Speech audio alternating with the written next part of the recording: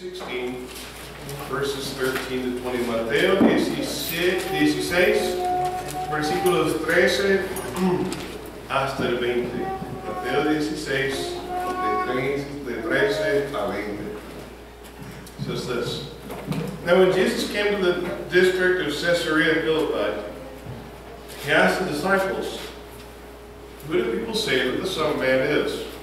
And they said, "Some say John the Baptist, others say Elijah, and others Jeremiah, one of the prophets."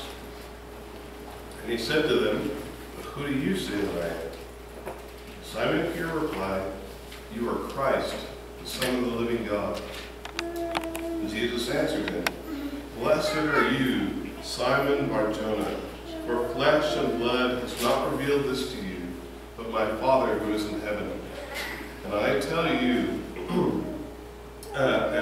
you, you are Peter, and on this rock I will build my church, and the gates of hell shall not prevail against it. And I will give you the keys of the kingdom of heaven.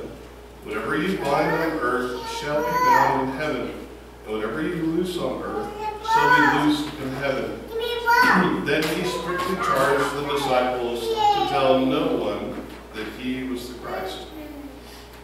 El libro de Mateo, capítulo 16, versículo 13, comienza así. Cuando llegó a la región de Cesarea de Filipo, Jesús preguntó a sus discípulos, ¿quién dice la gente que es el Hijo del Hombre? Y respondieron, unos dicen que es Juan el Bautista, otros que Elías, y otros que Jeremías o uno de los profetas. ¿Y ustedes, quién dicen que soy yo? Tú eres el Cristo, el Hijo del Dios viviente, afirmó Simón Pedro. Dichoso tú, Simón, hijo de Jonás, le dijo Jesús, porque eso no te lo reveló ningún mortal, sino mi Padre que está en el cielo. Yo te digo que tú eres Pedro, y sobre esta piedra edificaré mi iglesia, y las puertas del reino de la muerte no prevalecerán contra ella. Te daré la llave del reino de los cielos. Todo lo que ates en la tierra quedará atado en el cielo, y todo lo que desates en la tierra quedará desatado en el cielo. Luego les ordenó a sus discípulos que no dijeran a nadie que él era el Cristo. Vamos a orar, hermanos. Señor, venimos ante ti esta mañana contentos y tranquilos, agradecidos por un año más que comenzamos, Señor, sabiendo que será un año de bendición para nosotros, porque tú estás en control de todo, Señor. Te pedimos que este servicio que comienza, podamos grabarlo en nuestros corazones, Señor, podamos grabarlo en nuestras mentes, para poder llevarlo, Señor, y traer a tu iglesia a otras personas que no creen en ti, Señor. Te lo agradecemos en el nombre precioso de tu Hijo Jesucristo. For the month of January, we're going to look at a variety of biblical texts that all talk about the church. Por el mes de enero vamos a estar viendo varios textos que nos hablan acerca de la iglesia. And it's my hope that we will, during this month, be reminded of who we are and who we're called to be, and set out on the right foot for 2017 to grow in our passion for the Lord and in our maturity in the faith, and certainly with the hope that we will bring others along in that journey.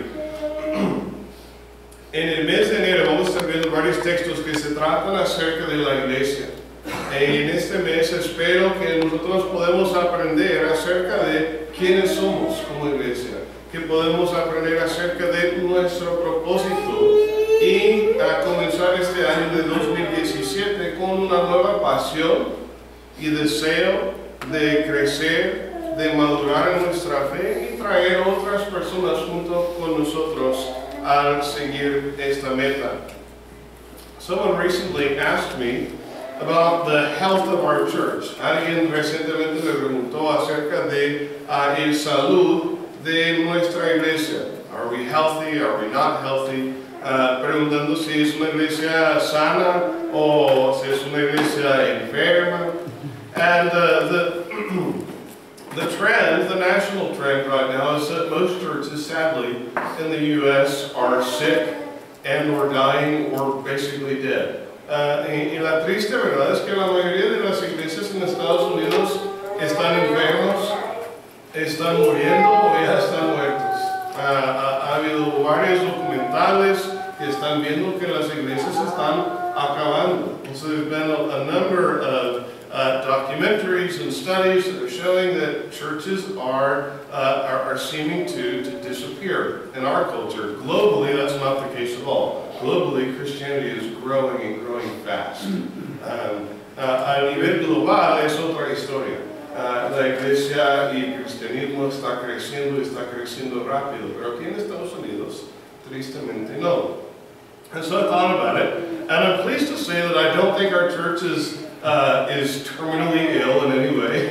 I don't think that we're dying, and that really is good. That's good news compared to the trend. Y considerando la pregunta, dije, pues no creo que tenemos ninguna enfermedad, ¿cómo dicen en español? Terminal, que conduce hacia la muerte. No creo que estamos muriendo como iglesia. Esas son buenas noticias, ¿verdad? No estamos muriendo, muy bien. But do I think that we are a mature, invigorated, thriving church? Well, I'm not sure that we're quite there yet either. Pero también considerando, creo que somos una iglesia madura, vigorizado, apasionado, maduro. Creo que todavía nos falta crecer, si puedo ser sincero. If I can just be honest, I don't think that we're quite there yet. I don't think we'll ever fully arrive, by the way. We will never fully arrive. But I think that we are what we might compare to a healthy child, or if you prefer, adolescent growing up, right? We're going in the right direction, but we've got to grow. We've got to grow, and that doesn't just mean grow numerically, although that would be, I think, a natural byproduct of us growing in maturity as a church, as a community. I think that that's something that we still have ahead of us. So to an extent, we'll always have that ahead of us. Creo que nosotros podemos decir que somos como un niño, o si prefieres decir adolescente saludable. Nos falta crecer y madurar todavía. No es que estamos enfermos o algo así, pero creo que sí tenemos que crecer. Y en cierto sentido, siempre habrá lugar para crecer como iglesia. Siempre habrá lugar. Y cuando digo crecer, no estoy hablando necesariamente de crecer en números. Claro que todos queremos que la iglesia crezca, que alcanzamos a más personas, pero estoy refiriendo a nuestra madurez espiritual como una comunidad. So what we're talking about is growing in spiritual maturity as a community. And again, what that will mean for bringing other people in, I think that's absolutely a part of it, but that's not the only thing that we're talking about. So this morning in our text, I'm hoping that we'll be reminded a little bit about what it means to be the church, what it means to be this community. We call ourselves Naco Christian Church, right? That word church is important, so we're going to spend some time thinking about what it means. En esta mañana vamos entonces a considerar lo que la Biblia dice acerca de ser una iglesia. Eso es lo que somos. El nombre de nosotros, de esta comunidad, es la Iglesia Cristiana de Naco, ¿verdad? Y eso, la iglesia, es muy importante. Somos una iglesia, pero ¿qué es una iglesia? This morning, as we look through this text, what I hope that we'll see and what will become clear is what the foundation of a church is. En esta mañana espero que podamos ver lo que es la fundación de toda la iglesia. I hope that we can see who the builder of the church is. That's going to be very, very important as we look at what we want to grow up to and what we want to become. It's important to know who's going to do the building. También creo que vemos quién construye la iglesia. Al pensar en tener unas metas para este año y para el futuro, es muy importante saber quién es el que va a dar el crecimiento y quién es el que va a edificar a la iglesia. I hope that we'll also see two of the tasks to which we are called, namely to welcome the world into the kingdom of God and to put into practice God's will. También espero que podamos ver dos de nuestros trabajos como iglesia, cuáles son dar la bienvenida al mundo al reino de Dios y implementar o realizar la voluntad de Dios. So, let's start with the word, church. Vamos a comenzar con la palabra, iglesia. ¿Qué significa? You can sort of hear it in Spanish. The word in Greek is ecclesia, okay? Very close to iglesia in Spanish. And it's used in the ancient world to refer to all kinds of different assemblies of people. People who get together for political reasons, people who get together for celebrations. Whenever people come together, it's an ecclesia. Cuando la gente se reúne, se usa esa palabra griega, ecclesia, de donde sacamos la palabra iglesia en español. Es cuando la gente se reúne para propósitos políticos, para propósitos de celebrar, para varias razones. In the Bible, though, in the Old Testament, this word is used to refer to the people of God, the people of Israel. En la Biblia se usa mucho esta palabra en la traducción griega del Antiguo Testamento para referirse al pueblo de Israel, al pueblo de Dios. And so when we read this word in the Bible, we're talking about a group of people who are called out and come together and they represent the people of God. Cuando hablamos de la iglesia, en la Biblia, estamos hablando de personas quienes son llamados, que se reúnen, quienes son el pueblo de Dios, la comunidad del pueblo de Dios. And so we're talking about a community of people. Again, so important that as Christians we understand that church is not a building. And I know I've said that a bunch of times, but it's so important that we really make sure we understand that. In fact, there's a part of me that would like to change our vocabulary for talking about this building rather than calling it the church, because I think that's a little confusing, but I haven't come up with a better word. So until then, we'll have to just keep doing that. But I hope you understand, when we talk about what the Bible has to say about the church, we're talking about a group of people, not a place, not a building. Cuando hablamos entonces de lo que la Biblia habla, cuando hablamos de la iglesia, no estamos hablando de un edificio. De hecho, quisiera cambiar nuestro vocabulario, pero me falta otra palabra para referirse a este edificio, que es una bendición tan grande del Señor. Pero el edificio no es la iglesia. La iglesia es la comunidad de personas. So the church is the gathering of people. And it's founded on the belief that Jesus is the Messiah, that He is the Savior. Y la iglesia esta comunidad está fundada en la creencia de que Cristo es el Mesías, de que Él es el Salvador. So let's look at our text. Vamos a ver el texto. Jesus is in the district of Caesarea Philippi. Jesucristo está en la región de Cesarea y pregunta a sus discípulos. Jesus asks his disciples, who do people say the Son of Man is?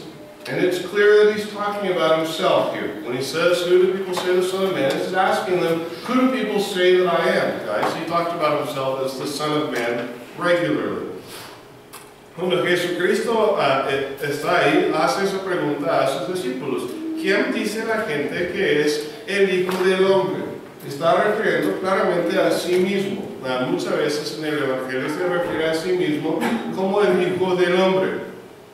And they respond. Some people say John the Baptist, some others say Elijah, an Old Testament prophet, or Jeremiah, another Old Testament prophet, or maybe another prophet. There are all kinds of different beliefs that certain prophets might return. There actually is an Old Testament prophecy that Elijah will return. And there isn't an Old Testament prophecy about Jeremiah, but there was a tradition that Jeremiah had hidden the Ark of the Covenant at the time of the exile, and that when the Messiah returned, he might come back and reveal where that was. Now that's, again, not in the Bible. That's just a tradition that had developed in the culture at the time. And so some people are looking for these guys. And they're saying, maybe Jesus is one of these prophets who has returned. Había varias tradiciones acerca de que iba a regresar unas profetas del Antiguo Testamento al comienzo del nuevo reino, cuando Dios restauraba a su pueblo. dice en el Antiguo Testamento que Elías sí va a regresar, quien regresa simbólicamente en el persona de Juan el Bautista. También, fuera de la Biblia, había una tradición de que Jeremías había escondido la arca del pacto antes del exilio y que él iba a regresar y revelar dónde estaba. Eso no está en la Biblia, pero era una tradición. Está diciendo, tal vez Jesús es una de estas personas. These are high opinions of Jesus. They are not insulting Jesus by making these statements. Esas son opiniones reverentes de Jesucristo. No están insultando a Jesús al decir estas cosas. But they are wrong. Pero sí están equivocados. In our own day, in our own culture, there is a general respect for Jesus. Most people want Jesus on their side, right? And so they formulate an idea of Jesus, and then they say, well, this is what Jesus taught, and go figure, he's a lot like us, right? Hay muchas personas que tienen un respeto para el Señor Jesucristo y quieren mostrar su respeto al decir que quieren Jesús a su lado. Entonces formulan una imagen de Jesús. Dicen que así es como fue Jesús, y fíjate, es muy parecido a como soy yo. Many people, I remember hearing growing up, would say Jesus was a great teacher. Muchas personas dirían que Jesús fue un gran maestro. O aún los musulmanes dirían que Jesús fue un profeta. Right? Even those of the Muslim faith, those the followers of Islam, they would say Jesus was a prophet. Many people within Hinduism and Buddhism would say Jesus was a great teacher. Muchos en las otras religiones del hindú y del budismo dirían que también Jesús fue un buen maestro. And they're right. He was a great prophet. He was a great teacher. But if that's all you believe about him, then you've not understood who he is. Y tienen toda la razón. Sí fue profeta. Sí fue un gran maestro. Pero si eso es todo lo que crees acerca de Jesús, no has entendido realmente quién es. I think C.S. Lewis made a great point when he said that we must decide between three options about Jesus.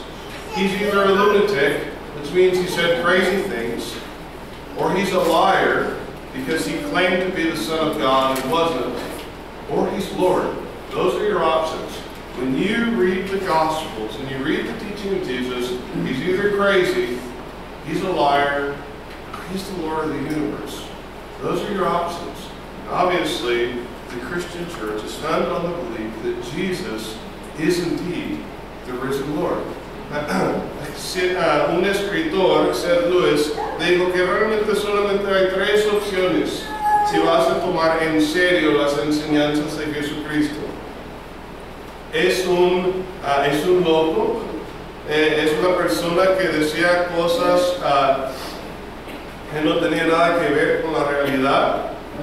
Es un mentiroso porque decía que era el Hijo de Dios, o es el Señor de todo el universo.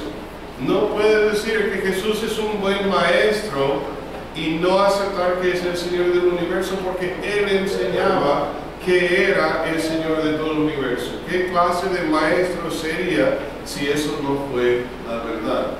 Right? So we can't just say Jesus is a good teacher and take seriously what the Gospels tell us because he claims to be God. He claims to be the Messiah. And what kind of a teacher would he be if that's not true? And if that is true, he is not only a good teacher, but he is indeed Lord. He is our only hope for salvation. And that is the foundational belief for the Christian church. Look at how Peter responds. He got it. Mira cómo responde Pedro. Él sí lo entendió. Verse 16. Simon Peter replied, "You are Christ, the Son of the living God." Él dijo, tú eres el Cristo, el Hijo del Dios viviente. This confession is the confession of all believers. Esta confesión es la confesión de todo creyente. Jesucristo es el Cristo, Él es el Mesías. Cristo es la palabra Christos en griego, que traduce Mesías en hebreo, que es la palabra Mesías. Mesías, Cristo, es la misma, no es el apellido de Jesús. ¿Okay? Es un título refiriéndose a quién es. Él es el Salvador, el ungido de Dios que vino a salvar su pueblo. So Christ is the Greek translation of Christos of the Hebrew word Mashiach, which means the Lord's anointed, the one who is anointed to come and to save his people. It would, again, maybe be better for the sake of understanding in our Bibles if we started to translate every time we see Jesus Christ as Jesus Messiah. Because a lot of times we sort of treat that like Jesus' last name, and it's not his last name. It's a title about who he is and what he does. He saves people. Now, esto es este entendimiento de que Jesús es el Salvador, el que vino a salvar su pueblo, es fundamental para toda la iglesia, no solamente para Simón Pedro. So Simon Peter understands this, and it is the belief on which the church is founded. If we are going to be a church, we must always teach this truth. We must always live this truth.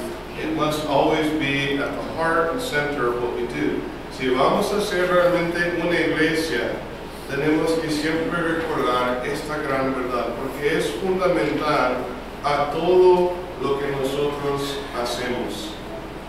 So, Jesus responds. Jesús responde a esto. In versículo 17. He responds in verse 17, he says, "Blessed are you, Simon Bar-Jonah," Simon the son of Jonah, "for flesh and blood has not revealed this to you, but my Father who is in heaven." If you've come to understand who Jesus is, it is because God has revealed that to you. Not because you're really smart, not because the pastor was very convincing, but because God has touched your heart. Si has llegado a creer en Jesucristo como Señor y Salvador de tu vida, es porque Dios ha hecho este trabajo.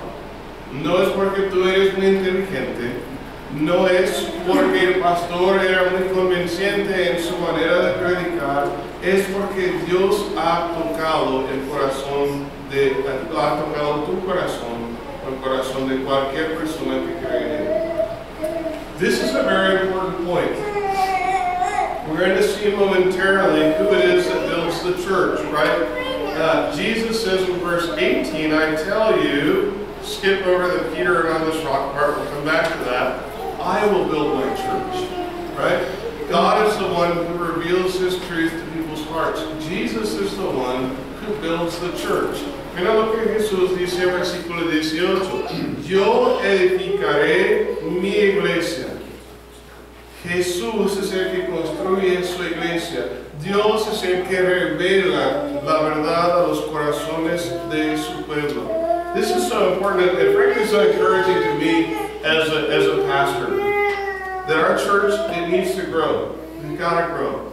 But guess what? While we are going to participate in that, ultimately Jesus is the one who does the work. Doesn't mean that we just sit back and watch stuff get done. We're called to participate. We have a privileged role of being a part of this, but ultimately, God builds his church. Jesus builds the church. Es un gran consuelo para mí, en especial siendo pastor, saber que nuestra iglesia sí necesita crecer. Necesita crecer. Pero al final Dios es el que construye su iglesia. Jesucristo construye su iglesia. No quiere decir que yo pueda estar ahí sentado pasivo, no haciendo nada. Pero al final yo confío en la fuerza de Dios, que Él es el que va a construir su iglesia. Él es el que revela sus verdades a los corazones de las personas. I know we've all had people in our lives who we want them to understand the gospel, right? We pray for them. We talk to them. We win arguments with them. And they still don't believe me. What in the world, right? Like, your argument doesn't make any sense. So everything I said makes perfect sense. And why don't you believe?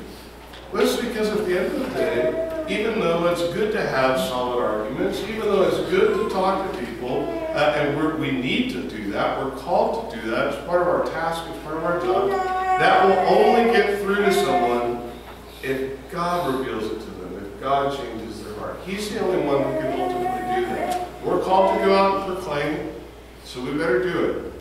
But we have to trust God that He will ultimately reveal Himself to people. Todos nosotros tenemos personas que queremos que entiendan el Evangelio. Y les hablamos, oramos por ellos, les tratamos bien, les explicamos claramente la palabra de Dios. A veces hasta tienen un argumento y les explicas todo y tú ganaste el argumento y aún así no creen. ¿Cómo es posible que no van a creer?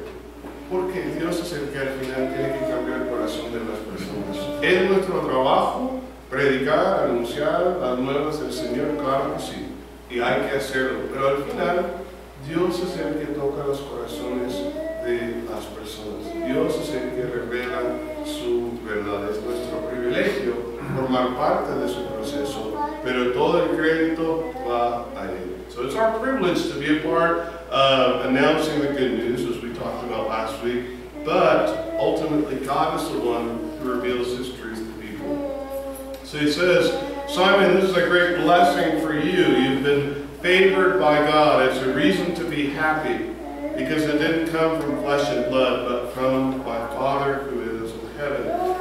Tiene razón para estar feliz, porque Dios le ha mostrado favor a Simón Pedro, porque eso no fue revelado por ningún ser humano, sino por Dios el Padre. Jesus makes a statement that we skipped over initially in verse 18. I tell you, you are Peter, Petros, which means stone in Greek. Jesús le dice en versículo 18, lo que habíamos brincado, dice, tú eres Pedro, en griego es Petros, que quiere decir una piedra, y luego dice, sobre esta roca, que es Petra, yo voy a construir mi iglesia. And then he says, oh, on this rock, which is a slightly different word, Petra in Greek, I will build my church. There's a lot of discussion about what that means. Ha habido mucha discusión acerca de qué quiere decir con esto. Our Catholic friends and neighbors, I think, read too much into this verse, right? This is a verse that they use as the basis for the Pope. They say that the authority given to Peter has been passed on generation to generation to the Pope in Rome. I don't see that in this text. Okay, I'll just let you know that. Yo no veo esto en este texto. Pedro era una persona muy importante en la iglesia. Peter was a very important person in the church. God used him in a very special way. But the same things that are said about Peter here are later said about the apostles, and then are later said about other believers as well. Okay? And so Peter's role here as the rock on which the church is founded, he's unique in the sense that he's the first one to get it. He does have a unique role in the church, and yet it is a role that is later fulfilled by the other apostles and believers as well. Las cosas que se dice aquí acerca de Pedro, luego se dice acerca de los otros apóstoles y otros creyentes. Se está refiriendo no tanto a la persona de Pedro, sino a la confesión que él ha hecho. So he's not talking so much about Peter in and of himself, as much as he's talking about Peter as the person who's made this fundamental confession about who Jesus is. Peter, you're a rock. And you're a rock because you've understood who I am. And on top of that foundation, I'm going to build my church. In just a few more verses, Jesus literally calls Peter Satan because of the things that he says. He says, get behind me, Satan, talking to Peter. Right? Because Peter has now said something very foolish. So his identity is not based on him as a man. It's based on the things that he said. And so this confession of Jesus as the Messiah, that's the key to understanding this text. And that is the key to being the foundation of the church. en unos cuantos versículos, versículo donde está 23, Jesús va a decir a Pedro, le va a llamar Satanás, por las cosas que él estaba diciendo. Dice, vete atrás de mí, Satanás, hablando a Pedro, porque Pedro en este texto está diciendo cosas que no son verdad, diciendo cosas que no son verdad. Entonces la iglesia no está construida arriba de la persona de Pedro, sino la confesión que él dio, la afirmación que él dio acerca de quién es Jesucristo, el Mesías, el Hijo del Dios viviente. So, Jesus builds his church. He builds it using people. He builds it in a special way. Peter does have a special role, but he builds it using people. Jesús edifica, Jesús construye su iglesia y lo hace con personas. La comunidad está hecho de personas. A community is built of people. And Jesus says that's exactly what he's going to do. He is going to build the people of God through folks like Peter. And then we see a little bit about the task of the church that is given here to Peter. Y vemos un poco acerca de el trabajo, la tarea de la iglesia, en lo que Jesús dice a Pedro. He says, actually, I skipped over something, I'm sorry. It's very important to mention. The church is guaranteed victory because of our building. Because Jesus builds the church, we will be victorious. That's a guarantee. And that's a really, really important point. I want you to see that at the end of verse 18. Casi brincaba algo muy importante aquí, que es que la iglesia será una comunidad victorioso. Y eso es garantizado porque Jesús construye su iglesia. Even though church communities in the U.S. seem to be falling apart, the true people of God are guaranteed victory because ultimately Jesus is doing this work. And the gates of hell, or the gates of Hades, depending on your translation, will not prevail against it. Death will not hold God's people down. We will be victorious. We will live forever. And as we talked about a couple weeks ago, Christians have nothing to fear, right? Even if we die, we know where we go. We go to be with the Lord. Nothing can stop what Jesus is building. It is an eternal church that he builds, and even hell itself cannot defeat us. Jesucristo está construyendo un pueblo que tendrá victoria. Ni siquiera la muerte nos puede ganar. Aun si morimos, iremos con Él. Aun si morimos, resucitaremos, viviremos con Él por toda la eternidad. Aun el infierno mismo, aun la muerte mismo, no nos puede ganar. No nos puede ganar. What a wonderful thing to know that, right? We know how the story ends. We don't know all the details of what that'll look like, but we know that we have victory. Nosotros sabemos cómo se acaba la historia. No sabemos todos los detalles, pero sabemos que nosotros ganamos. I don't generally recommend reading the last chapter of a book, but in this case, it should give you quite a lot of confidence to know how the story ends. Generalmente no animo a las personas a leer el último capítulo del libro antes de leer toda la historia, pero en este caso, qué bueno que sabemos el fin de la historia. Nosotros ganamos. I want to watch occasionally a TV show on Netflix. Something will be on there, and I'll see that they have 5 seasons on Netflix. And you start season 1, and you get halfway through, and you get to a really tense part, and then I always just remind myself, because it looks like the main character is going to die, he can't die. There's at least 4 more seasons to get to, right? So I don't know what's going to happen, but I know he's not going to die, because this guy continues on for 4 more seasons. Then in a much more important way, we can have confidence no matter what we face. So I don't know what's going to happen here, but I know in the end we're going to win, right? That's the kind of confidence that we can have. Es cuando vemos un programa de Netflix, comienzas y estás en la primera temporada de 5 temporadas de ese programa y empiezas a pensar, parece que el protagonista puede fallecer, puede morir. Y luego me pongo a pensar, no puede fallecer si hay 4 temporadas más después de esto. ¿Verdad? ¿Cómo que va a fallecer? No sé qué va a pasar, pero seguro que va a vivir. El cristiano tiene una confianza aún mayor. Aún más importante, nosotros no sabemos todo lo que pasará en esta vida, pero sabemos que vamos a ganar. Sabemos que tenemos victoria en Jesucristo. Now, on to these 2 tasks, which we'll have to tackle very, very quickly here. Ahora, 2 cosas que tenemos que hacer como iglesia, 2 funciones, tareas de la iglesia. Briefly, 2 things that the church does. Jesus says, I will give you the keys to the kingdom of heaven.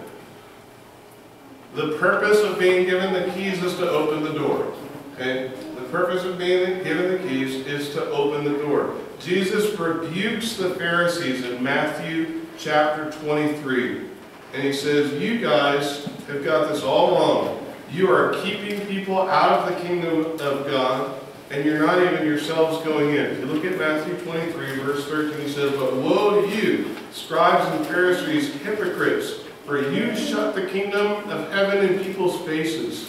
For you neither enter yourselves, nor allow those who would enter to go in. Jesús regaña a los fariseos y las escribas en Mateo 23, versículo 13. Dice que ustedes, los escribas y los fariseos hipócritas, cierran el reino del cielo en la cara de las personas. Ni permitas que ustedes mismos entran, ni permitas que los demás que quisieran entran. This is exactly what God doesn't want. A church that shuts the kingdom's doors in people's faces. We are called to go around and tell everybody, hey, the doors of the kingdom are open, and you're welcome to come in. That's what it means to be given the keys to the kingdom. From this verse, we get all kinds of really fun jokes about what Peter's going to say when you get to the white pearly gates, but that's not really what this text is about, right? This text is about the job of the church, to welcome people into the kingdom, to say the doors have been flung open because of the work of Jesus. Come on in. That's part of what we're called to do as a church. Como iglesia somos llamados para abrir las puertas del reino y ir a anunciar a todo el mundo que están bienvenidos a llegar. Qué mal la iglesia que cierra la puerta del reino en la cara de otras personas. A Pedro, a la iglesia se fue dado la llave para que se abriera la puerta, no solamente para nosotros, sino para todo el mundo que quisiera entrar. De este texto sacamos muchos buenos chistes acerca de Pedro allá en el cielo cuando llegamos, pero de eso realmente no se trata el texto. Se trata de la tarea de la iglesia de abrir las puertas del reino a todo el mundo. Eso es nuestro trabajo. Al final Dios hace la obra, pero tenemos una manera de participar en eso. So at the end of the day, as I said, this isn't a gate what's been said before. God does the work. He changes people's hearts, but we are to go around and to tell them, the door's open. The door is open. You can come in because of Jesus, because He's the Messiah. Second thing, it's a little bit muddled, I think, by our translations. It says, whatever you bind on earth, my translation says, shall be bound in heaven. That's not a great translation. A better translation of this rather complex construction in Greek is that whatever you bind on earth will have been bound in heaven, and whatever you loose on earth will have been loosed in heaven. Now, it's a future perfect. It's a paraphrastic perfect passive participle in Greek. Okay, whatever that means, right? It's a weird grammatical construction, but will have been is a much better translation. What the church does when we act in accordance with God's will, is declare what already is in heaven. The idea is not that we have the authority now to go around and do whatever we want, and whatever we do, that's what will happen in heaven. No, the church, whenever we act, if we are being led by the Spirit of God, will act in such a way that whatever we bind will have already been done in heaven. We'll act in accordance with what's already happened in heaven. And whatever we loose, that will be something that has already been loosed in heaven. Will have been is a much, much better translation, I believe, of these verbs. Let me translate myself and then give an illustration.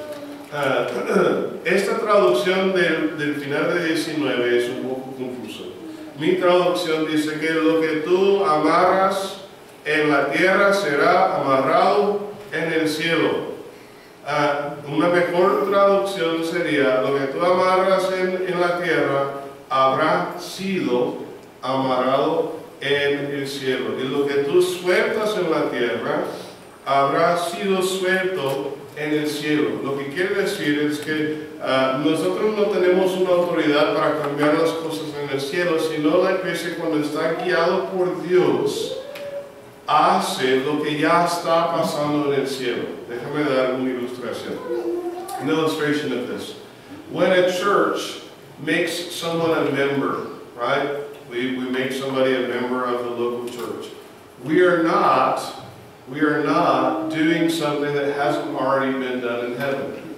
All we're doing is we are implementing and recognizing what is already a truth, right? What is already there. An example given by author Jonathan Lehman in terms of membership is that the church functions like an embassy. Okay? If you are from Mexico and you're in the United States and you want to get your Mexican passport, you go to the consulate or you go to the embassy.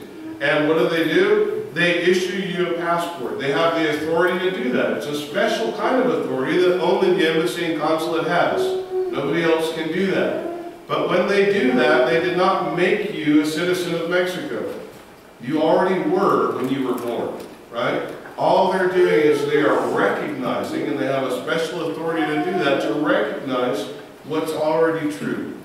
And that's sort of like what we do as a church when we baptize people. We're recognizing a spiritual reality as a church, and it's a special thing we get to do. We get to act out and implement the will of God. When a church does church discipline, which is how this is applied in chapter 18, right? And when they discipline someone, either taking them out of church or some other form of discipline, what they are doing is they are pronouncing the judgment that God has already passed. Hopefully we don't ever have to do that. It's a very uncomfortable thing to have to do. But we don't have some authority to just do whatever we want. But what we do should be a reflection of what's already happened in heaven. Ok, la traducción e ilustración, y ya vamos a cerrar. La iglesia, por ejemplo, cuando aceptamos a alguien como miembro, no tenemos la autoridad para proclamar: esa persona es parte del reino de Dios. Lo que estamos haciendo es parecido a lo que el consulado o una embajada hace, ¿verdad? Cuando tú, si eres de México y estás aquí en Estados Unidos y quieres sacar tu pasaporte mexicano, ¿dónde vas? Al consulado, ¿verdad? O la embajada. Y vas ahí, ellos tienen la autoridad de darte tu pasaporte. Pero ellos, aunque es una autoridad especial, no te hicieron ciudadano mexicano.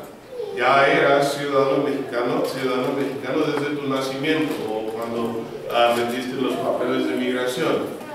El consulado tiene la autoridad de proclamar y reconocer lo que ya está hecho en México desde hace tiempo.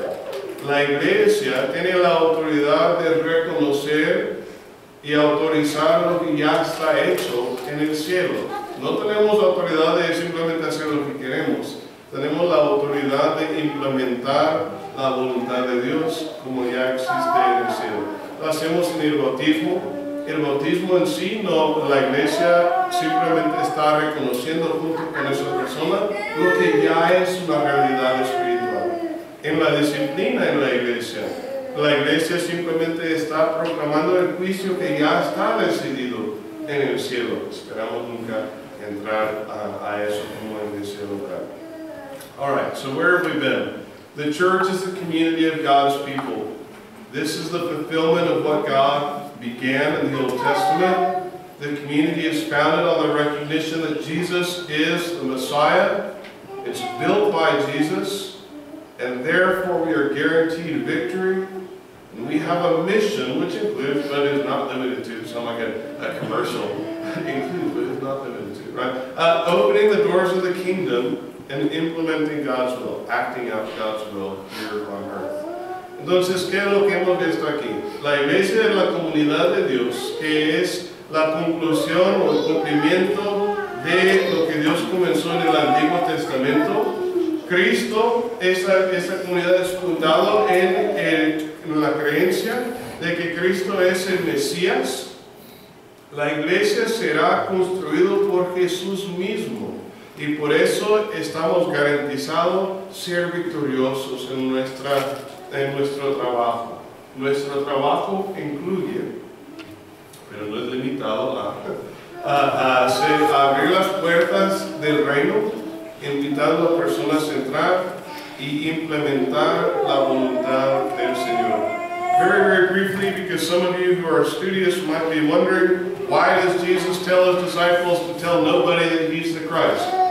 Probably because they don't understand what's meant by that fully yet, right? Their idea of the Christ is probably still that Jesus is the one who will conquer Rome. That is what people would understand, and Jesus wants to make sure that they truly understand the message before they go out and proclaim it. It's very, very clear that we are now to go ahead and proclaim that message. Read the very end of the book of Matthew. It's called the Great Commission. It's all about that, okay? Algunos de ustedes quizás preguntan, versículo 20, porque Jesús dice que no digan a nadie que eres el Cristo, porque todavía Él quiere explicar cuál es su misión y meta como Mesías. No va a ser el Mesías que muchos esperaban, que conquista a Roma, sino va a ser el Mesías que muere y resucita. Pero ya que murió, ya que resucitó, dio la gran comisión al final de Mateo 28, diciendo que ahora sí, vayan y digan a todo el mundo acerca de lo que ha pasado. Let's go ahead and pray.